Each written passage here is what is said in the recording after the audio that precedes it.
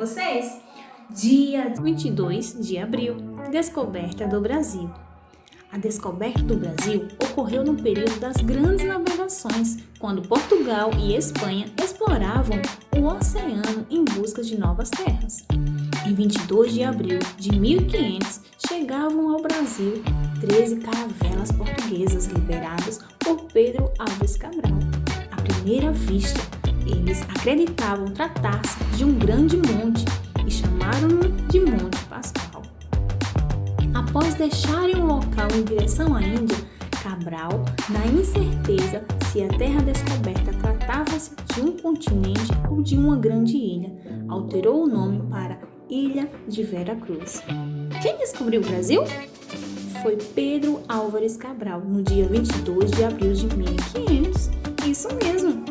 A expedição organizada pelos portugueses, a pedido do rei Dom Manuel, tinha como objetivo repetir o feito de Vasco da Gama e chegar às Índias. Estavam em busca de metais preciosos, como o ouro e a prata e especiarias. Não se sabe ao certo por que Cabral desviou tanto a oeste da sua rota original. Sabemos apenas que, não fosse isto, os portugueses não teriam descoberto as terras no depois chamado Novo Mundo. No dia 22, ouviu-se um grito: "Terra à vista!" Avistaram um monte que recebeu o nome de Monte Pascoal. O nome dado à terra descoberta foi Terra de Santa Cruz, atualmente cidade de Porto Seguro, na Bahia. O nome definitivo Brasil só veio alguns anos depois, devido à quantidade de pau-brasil encontrado no litoral.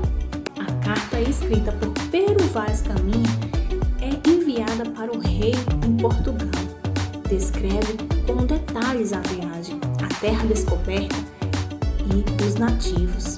Este é um importante documento histórico para o Brasil e para o mundo. O primeiro contato com a população local foi feito no dia 23 de abril. Os índios tupiniquis, de origem tupi-guarani, habitavam o local do sul da Bahia.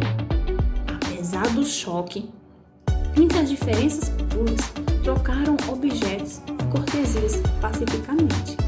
Frei Dom Henrique celebrou a primeira missa no dia 26 de abril e, acreditem, era domingo de Páscoa. Compareceram não só os comandantes de suas tribulações, mas também muitos nativos curiosos atraídos pelo ritual. Dias depois, Cabral seguiu viagem até alcançar Calicut, mas deixaram por lá duas degradados, condenados por crimes em Portugal, que meses depois foram resgatados e deram contribuições importantes aos portugueses. Era dos descobrimentos marítimos. Portugal foi, sem dúvida, uma nação que enfrentou diversos desafios para conquistar outras terras e ser o pioneiro das navegações. O primeiro desafio foi vencer o temor que se criara no imaginário. Isso criara um imaginário das pessoas da época a respeito de criaturas marinhas gigantes que devoravam os navios. Quem viu uma dessas criaturas? Ninguém sabia dizer, mas como todo mito, principalmente na época, ocupava um grande espaço na cabeça das pessoas. Mesmo assim, pioneiros portugueses decidiram explorar o mar, nunca antes navegado, com o objetivo principal de expandir o território e explorar riquezas em outras terras. As naus e as caravelas portuguesas representavam o que havia de mais avançado na arte de navegar. Suas caravelas levam a bordo instrumentos, cartas de navegação e conhecimentos desenvolvidos pelos mais importantes sábios da época, incluindo matemáticos, astrônomos, cartógrafos, geógrafos, especialistas na construção de navios e uso de artilharia, vindos de diversos países. As caravelas eram navios velozes e pequenos. Uma típica caravela portuguesa tinha de 20 a 30 metros de comprimento, de 6 a 8 de largura, 50 toneladas de capacidade e era tripulada por 40 ou 50 homens. Com elas, era possível navegar pela costa, entrar em rios e estuários, manobrar em águas baixas, contornar arrecifes e bancos de areia. Já as naus eram barcos maiores e mais lentos. Na viagem de ida, transportam produtos para a troca, provisões, guarnições militares, armas e canhões. Na volta, trazem mercadorias importantes para a época, como especiarias, por exemplo. Você sabe quais são os instrumentos náuticos? Viajar para o desconhecido não é tarefa fácil, mas os portugueses tinham na época o que havia de mais avançado em termos de equipamentos: a bússola, também chamada de agulha de maré. Era fundamental para a navegação. Nessa época, consistia apenas numa agulha magnetizada que flutuava sobre a água, tendo uma das suas pontas viradas para o norte.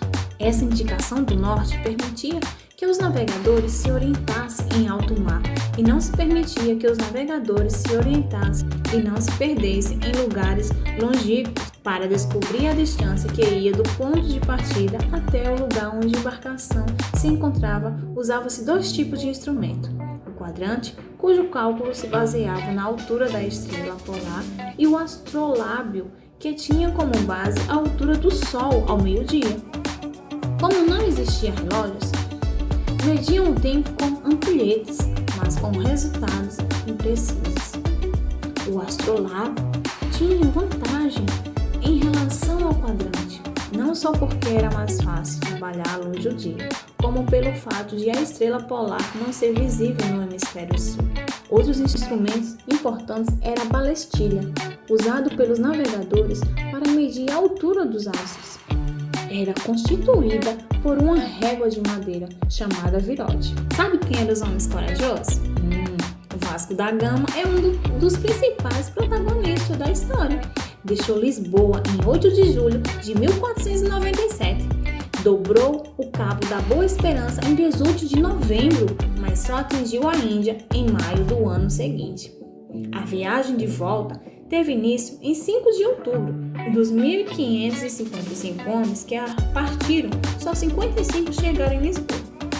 O seu feito foi recebido com honras pelo rei e recebeu o título de Almirante dos Mares da Arábia, Pérsias, Índia e de todo o Oriente.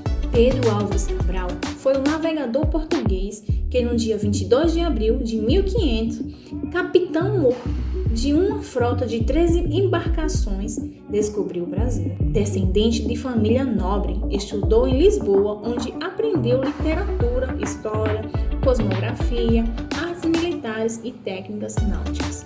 Em 1499, foi nomeado pelo rei Dom Manuel o capitão-mor da armada que seguiria para as Índias, seguindo a rota recém-inaugurada por Vasco da Gama, contornando a África, com a missão diplomática e comercial. Para evitar as calmarias, a rota foi desviada e a expedição tomou o rumo sudoeste, para bem longe da costa africana. Por isso, chegou até as terras mais longínquas para descobrir o Brasil. E aí, criançada, vocês gostaram da historinha? Dia 22 de abril, dia do descobrimento do Brasil. Isso mesmo, os primeiros habitantes eram os índios. E quem chegou até essas terras e descobriu? Foi quem? Quem lembra? Isso, Pedro Álvares Cabral, isso mesmo. Quando ele chegou, os índios já habitavam, não é isso? Gostaram da historinha? Beijos e até a próxima!